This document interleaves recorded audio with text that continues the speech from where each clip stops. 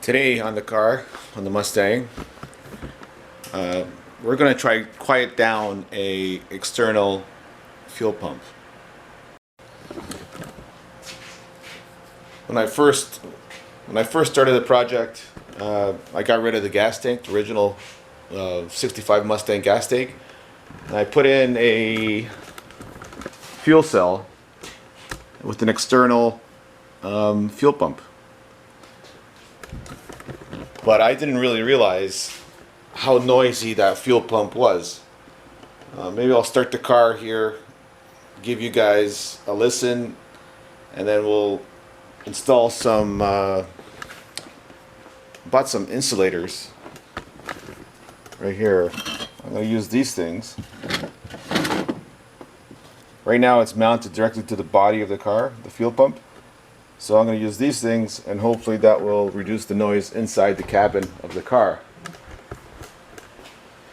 Right now it's mounted directly under the rear seat on the passenger side. So I'm going to go under the car and take it all apart, and then I'm going to mount. It's a round fuel. It's a 2.5-inch round fuel pump. So I'm gonna put the fuel pump on here, mount these things to the body of the car, and I'll probably just use some of these hose clamps with a rubber insulator around it, and we'll do a test. We'll see if that works any better. So let me get the seat out, and then I'll bring you guys back in here, and I'll just show you what I'm doing. Okay, I got the seat out. Let me show you underneath first. But it's mounted somewhere in here. I don't remember exactly where I did put those bolts, but we'll figure that out. Under the car here. Here, I'll show the setup. So, here it is. It's just a Chinese fuel pump. I'm not sure. It's a high flow, low pressure. When I say low pressure, I think it maxes out at 50 psi. But if you notice the way it's mounted directly to the floor of the car. So, I'm going to take that bracket off, and then mount those other two, or those 4 insulators with the other 2 brackets. But yeah, so let's get started. Okay, this is what it sounds like with it running, if I could get the car started. So that's just priming.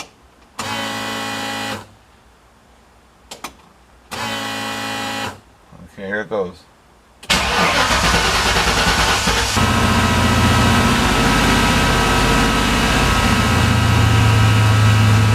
I'll have to let it warm up a little bit before it can idle. The battery was disconnected, so it takes time for the ECU to learn.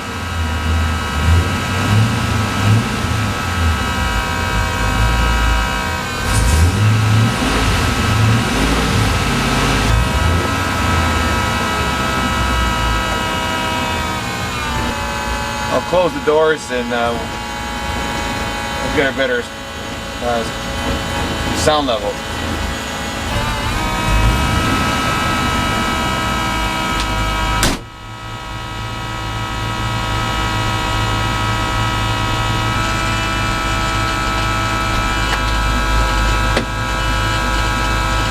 So there you have it. Now we'll try to quiet it down a little bit. Okay, just a little update. This is what I've done so far with the car. Just a little plate there for some reinforcement. There's 4 screws.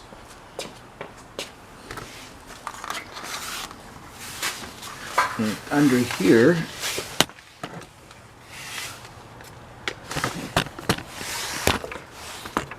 that's what that looks like. So Those are the four insulators, and then the fuel pump will bolt to those four screws. So let's continue on. All right, here's the finished product. There it is. I'll probably end up tie wrapping this up a little bit, support it better. Yeah, so I used, as you can see, I insulated. I put a piece of rubber between the clamp and the fuel pump itself, just to help with the noise reduction. And now, inside the car, I put back the dynomat, and we're going to give the car a try here in a second. So let me set you guys up and we'll try it. Doors closed.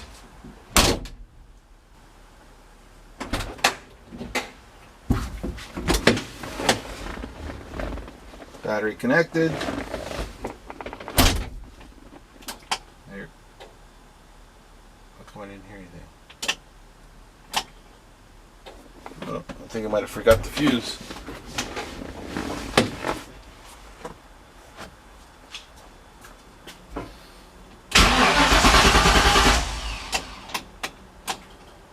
I don't hear the fuel pump. Hold on. Okay. I have the my voltmeter clipped onto the fuel pump terminals. So as I turn the key to the on position, there should be 12 volts or battery voltage at the pump. So let's see. Here it goes. Accessory. Nothing. What the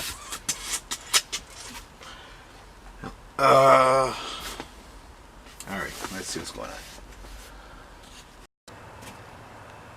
Sorry, so this is a bit of an odd setup here. What I'm doing here, because I'm using an external pump, I'm not using the factory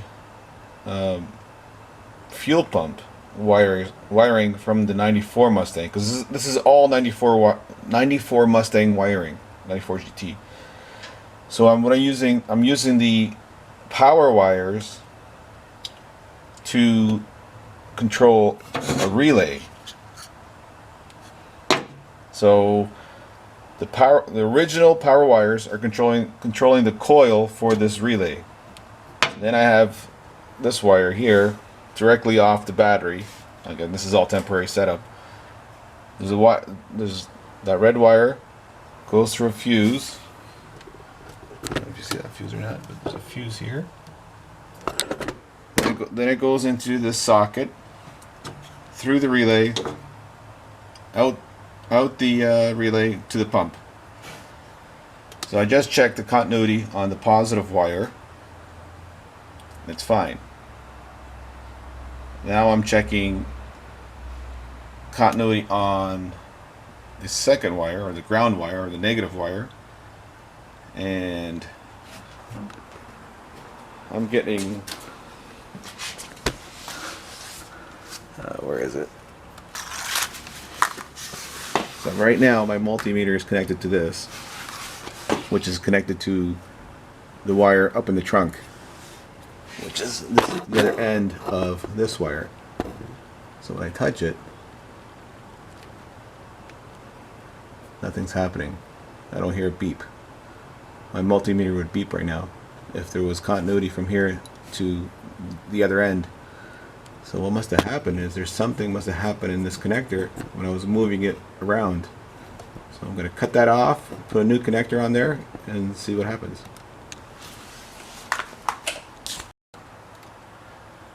So I guess I know the issue wasn't on the positive wire. It was actually on the ground wire, or the negative wire. this wire right here goes to the pump, and when I used to tap it like that, nothing would happen. But now I replaced this connector, this yellow one, and we're all good. So now, when I start the car, or at least when I put in the on position, should be able to hear the pump start. At least the pump prime. Oh, there it is. Hear that? That's a good sign. And it's already a lot quieter than what it was. So I'll set you guys right there, and we'll give it a listen. Oh yeah. Let it prime up. The lines are all drained, so let's see if it starts.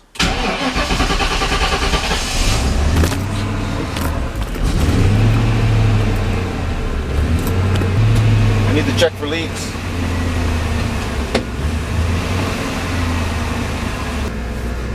What a difference. It's a huge difference. You can try, now you can actually cruise in the car and talk to one another. Cool. So there you go. 4 insulators from eBay. Probably, I don't know, $5-10. It was a bit of work because the way it was up in there, it was kind of hard to reach. But I'm glad I got it done. I think the wife will be happier for sure. So there you go. You can still hear the little bit of a hum, but that's perfectly fine. Actually, I prefer that. So I know if there's any issues with the fuel pump, I can just give it a listen. But the way it was before, it was much louder than it is now. So that's it, guys. The car's almost done. Well, it'll never be done, but it's almost roadworthy. I'll have to get it inspected and then put some plates on it and get insured. Hopefully that'll be this week, but I'm not too sure about that. So, I guess that's it. Talk to you later.